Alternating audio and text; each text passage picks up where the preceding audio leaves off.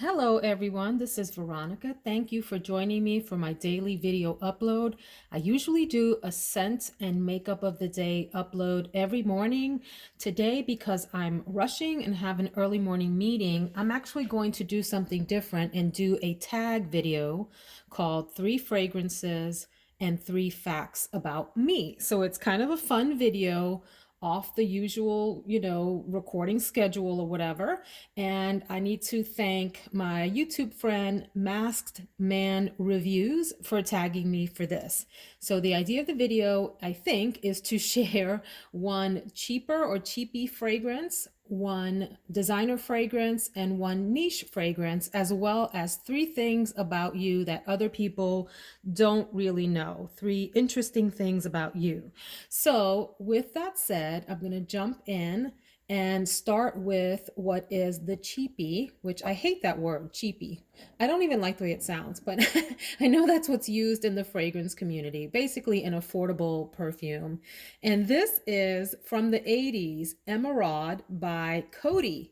Coty that makes the face powder for ladies and so forth, and Coty that owns this huge fragrance and makeup empire. If you don't know about Coty, check them out. Don't sleep on the company Coty. Anyway, this is Emeraude, and this is a citrus, woody, ambery fragrance with a little bit of vanilla.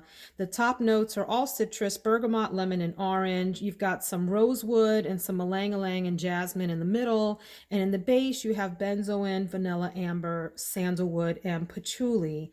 And this is a very interesting and different fragrance. Those of you that have been watching me know that I really appreciate an odd, different, or weird fragrance. So myself, what I get out of this is powdery, a green powdery accord. Okay, so that said, some of the reviews on Fragrantica totally crack me up, and I wanted to just read a couple of couple of the lines. So this is classified as an oriental that leans feminine. However, it really does have a masculine vibe to it, if you ask me. I like it. I would wear it. I love an interesting and different and kind of bizarre green scent. But this reviewer says it smells like my Uncle Theodore. I don't know who Theodore is, but that just cracks me up. She says it's mega 80s, mega lemon and citrus, and mega masculine. All right.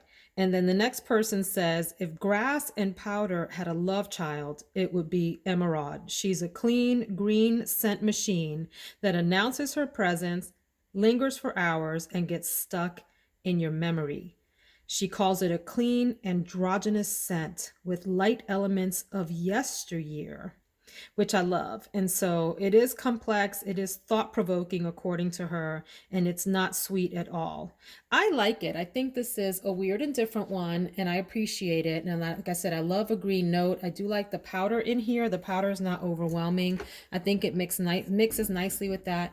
And some people said that it smells a little like aftershave or shave cream. So that's Emeraude. And then let's go to the first fact about me.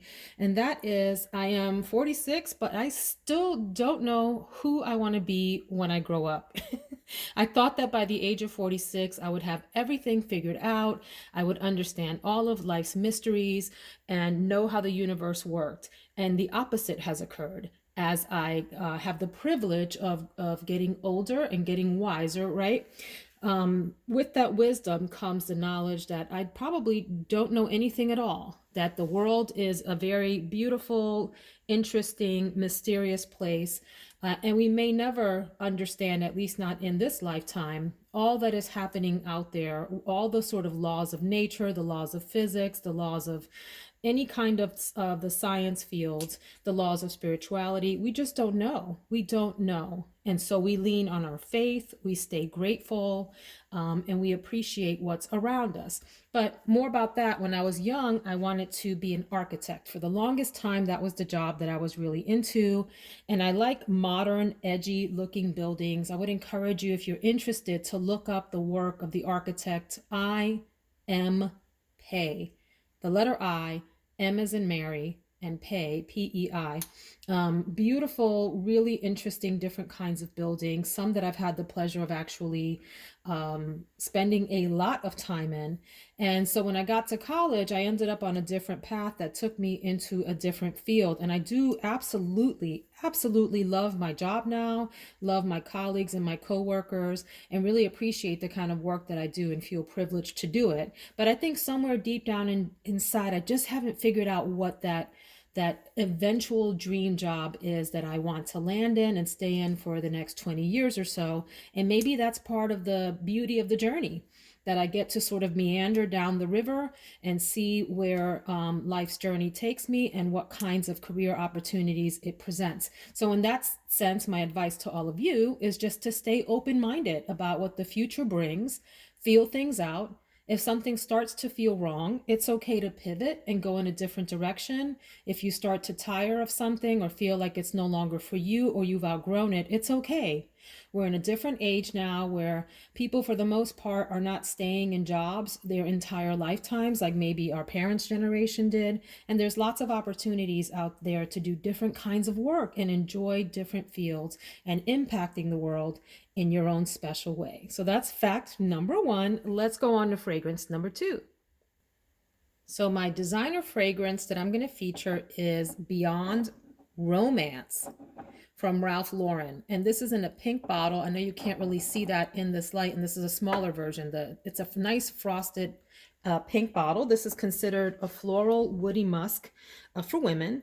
And it's got top notes of raspberry, which is a prominent note, I would say, mandarin orange and bergamot. In the middle, it's lily of the valley, rose de mai or rose de mai, I don't know how to say that, and jasmine. And then the base notes are vanilla, cashmere, and white musk. This is a winner in my house. I wore this at night. It was my scent of the evening or scent of the night a few nights ago. And my husband said, that smells really, really nice on you. And he will either hate a fragrance, not register it at all, or really love it. It's usually one of those three categories and nothing in between.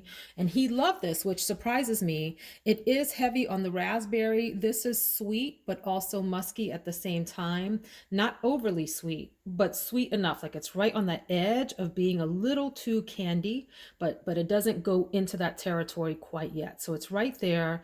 It does have a powdery feel to me, and it's light and it's fun, and it is incredibly feminine, incredibly girly, and incredibly pretty. I will say that I had a bottle of the original Romance from Ralph Lauren years ago, and I used some of it and then ended up giving the rest away. I don't know what it was. It might have just been the maturity level of my appreciation of scents at the time that I just couldn't get into it. But that was, I would say, a good 20 years or so ago. So I was interested in this when it came out and saw that it had good reviews, and finally picked up a little bottle, and really glad to have this very feminine fragrance in my collection that is heavy on the raspberry and heavy on the raspberry and that sort of powdery musk kind of feel. So that's Beyond Romance from Ralph Lauren. And so my second fact is that I get a huge kick out of karaoke. In fact, I torture people about it because I want to do it all the time. And I don't get to do it very often. I maybe once a year get to do karaoke at the most. Years ago, I would go on an annual trip with some of my friends from high school, and a really big thing that we would look for when we were trying to figure out where did we want to go for our annual trip was there karaoke in the area, because we would go and just belt out tunes all night and have a blast, and it's for fun. So yes, we can sing a little bit, right? We're not vocalists or anything, but it was more so just about enjoying and living in the moment. So we would sing like Rihanna, we would sing Michael Jackson, anything that you can think of. I would sing some Jewel for fun. And my favorite to start off with karaoke is always Four Non-Blondes, What's Up. Go check that song out on Spotify or on YouTube or whatever. What's Up by Four Non-Blondes. It's from the 90s, if I'm not mistaken, and it is one of my favorite weird songs that I love to belt out because it's so fun to sing. So that's karaoke, really great thing for just living in the moment, letting your hair down, and not worrying about impressing anybody else, but just enjoying the people around you and having a really great time. So, fragrance number three, and my choice in the niche category is this one here, which is called Aloha Tiara by Comptoir Sud Pacifique. Hope I said the name of that house right. Comptoir Sud Pacifique, also known as CSP in the fragrance community.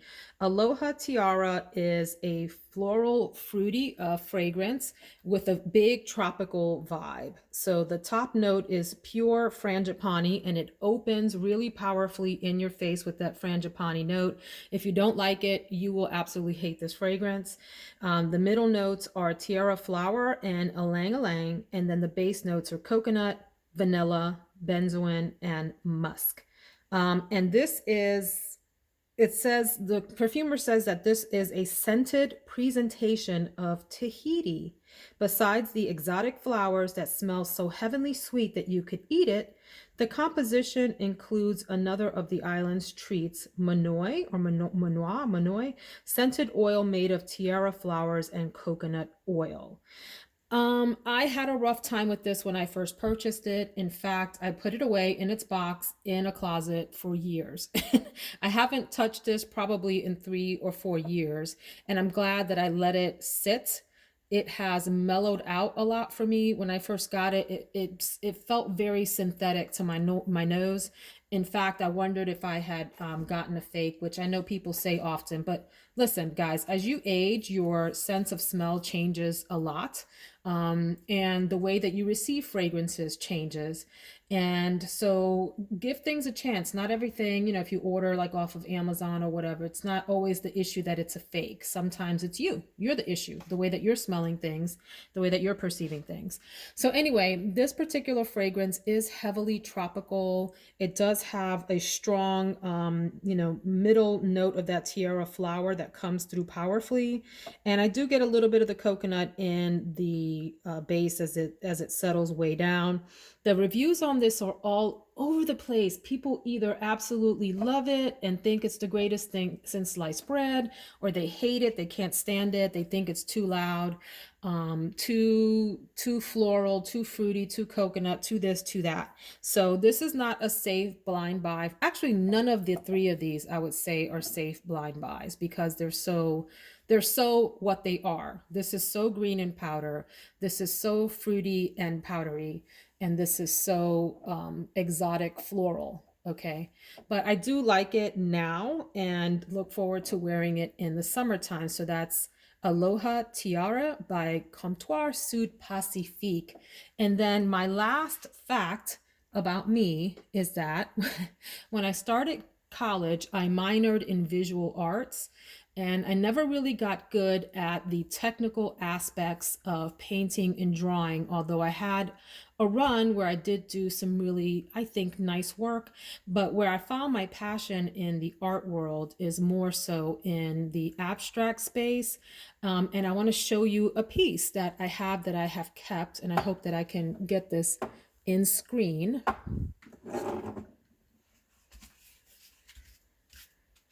And it is... Here's an example of the kind of work that I have done. In fact, let me change the lighting here so that you can see this better. Sorry for the camera motion and shaking. There you go. So that's white, pure white light there. So years ago, again, I visited someone's house and saw these kinds of paintings on the wall, and it turned out to be the owner of the house's artwork. And so I asked what kind of technique they used, and basically the person said they used really brusque and rough paint strokes, and they may even use different things other than like a paintbrush to create the effect. Like they might use a palette knife, or they might use a scraper of some kind, or some other industrial tool to create the layering of the painting. And so I love that idea. Their pieces were on huge blocks of wood. And so I have done work on wood. This one is on a canvas, but this is the kind of work that I love to do.